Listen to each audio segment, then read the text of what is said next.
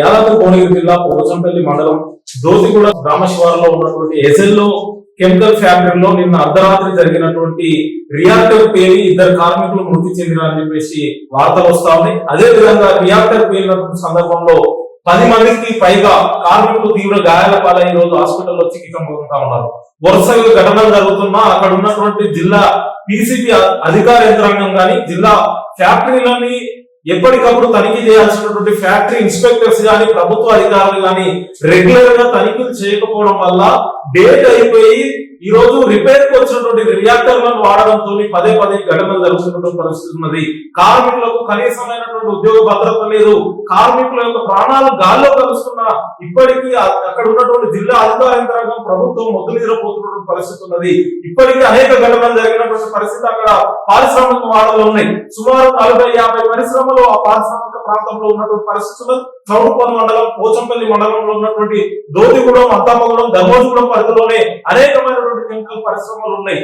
అక్కడ ఉన్నటువంటి పరిశ్రమల్లో రియాక్టర్లు వాడడంలో కంపెనీలు కొత్త రియాక్టర్లను మార్చకుండా వాళ్ళు పదే ఈ పాత రియాక్టర్లు వాడడంతో రియాక్టర్లు పేలడంతో, డ్రైయర్లు పేలడంతో కార్మికుల యొక్క ప్రాణాలు పోతున్నటువంటి పరిస్థితి ఉన్నది. రాత్రి జరిగినటువంటి ఎజెండో పరిశ్రమల్లో 2 కార్మికులు మృతి చెందినని చెప్పేసి వార్తలు వస్తున్న సందర్భం ఉన్నది. ఇప్పటికీ అక్కడ ఉన్నటువంటి పరిశ్రమలను తనిఖీ చేయాల్సినటువంటి అధికార యంత్రాంగం నిర్లక్ష్యం వీడమాడాల్సిన అవసరం ఉన్నది. అదేవిధంగా గత నెలలోనే ఇదే పరిశ్రమలో ఎజెండోనే అప్పుడు రియాక్టర్ మీద కార్మికులు మృతి చెందినటువంటి పరిస్థితి ఉన్నది. అయినా కూడా ప్రభుత్వ యంత్రాంగం అధికారులు చర్యలు తీసుకోకుండా నిర్లక్ష్యం చేయడంతో మళ్ళీ నిన్న రాత్రి 2 ప్రాణాలు గాలిలో కాల్చుకున్నటువంటి పరిస్థితి ఉన్నది. కాబట్టి ఎజెల్లో పరిశ్రమతో పాటు అక్కడ ఉన్నటువంటి ఫార్మాకు సంబంధించిన కెమికల్ పరిశ్రమలన్నింటినీ కూడా ప్రభుత్వ అధికారులు, పిసిబి అధికారులు, ఫ్యాక్టరీ ఇన్స్పెక్టర్లు తనిఖీలు చేయాలి, రెగ్యులర్ తనిఖీలు చేయాలని చెప్పేసి డివైఎఫ్ఐ గా డిమాండ్ చేస్తాం.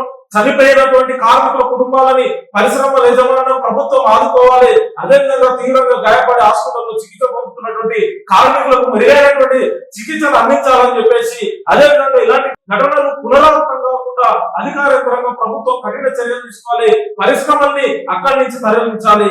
అదేవిధంగా ఎప్పుడు ఏమో జరుగుతుంది, ఎక్కడ ఏం జరుగుతుందో తెలియకుండా అక్కడ ఉన్నటువంటి చుట్టుపక్కల గ్రామాల ప్రజలు బిక్కుమని ఈ రోజు వాళ్ళు అక్కడ ఉన్నటువంటి పరిస్థితి ఉన్నది. రియాక్టర్ పేలి ఆ రసాయనాలని, ఆ రసాయన వాసనను పీల్చుకొని వారు అవస్థలు పడుతున్న పరిస్థితి ఉన్నది.